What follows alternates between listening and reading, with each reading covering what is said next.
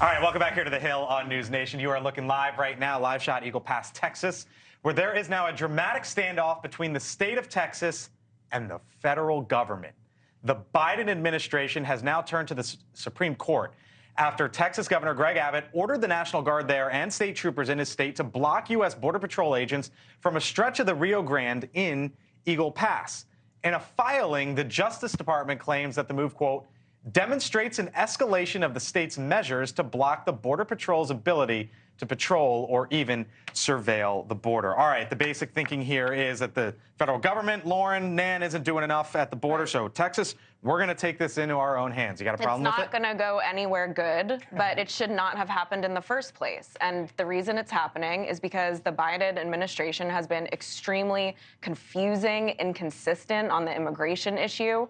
They have simultaneously fought to keep some Trump policies in court, more deportations, for instance, while also blaming Republicans and then saying they want publicly funded programs for migrants. But isn't this no one can make heads or tails of it. Isn't this a wild concept, though, of federal government, you step aside, states, Yes, we got this? I mean, Right, immigration is a federal issue, is it not? But it's a public safety issue in the state of Texas. It is an unusual burden on the citizens of Texas, both in terms of expenditures on social welfare benefits for whatever time or duration these migrants who are present illegally remain in the country, and also in terms of public safety. So I think that's the state of Texas's argument.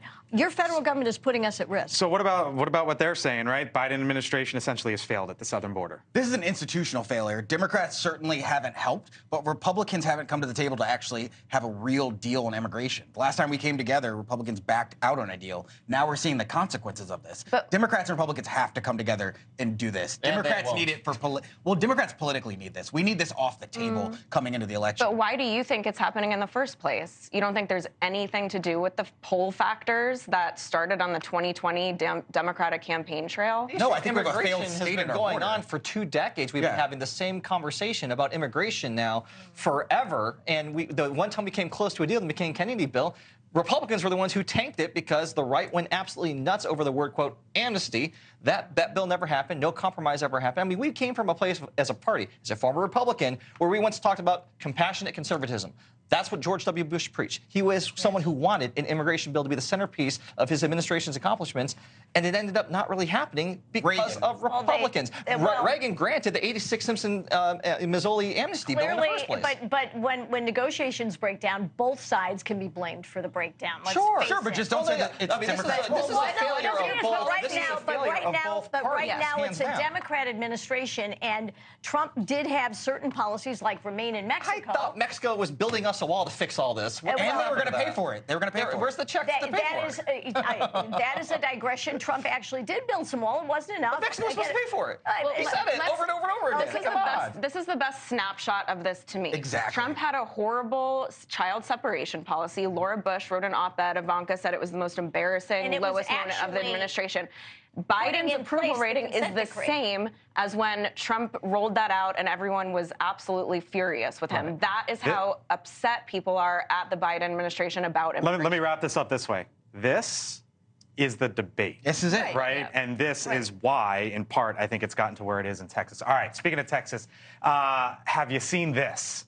The movement for Texas independence suffered a major blow. The state Supreme Court declining to hear a challenge to the Texas Republican Party's refusal to include the, quote, Texit petition on the March primary ballot. The group Texas National Movement has been pushing to make Texas an independent nation, Nan. Yeah, it is. You're laughing. It is the Republic. It is the Republic. But once you sign in, once you sign up to be part of the United States, you're locked in.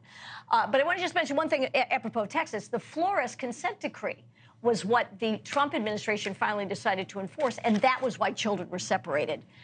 Because of the Flores consent decree, which was actually an Obama administration policy. But that irrespective of that, Texas cannot just decide its own. Let me just say, let's get that federal money back then if Texas wants to. Let's see how that goes. There you go. Yeah, that's got 97,000 signatures. There's 30 million people there. All right, if the Cowboys win the Super Bowl, they can become their own state. Yes, right. All right. What were we saying? 30 million people and 97,000 signatures.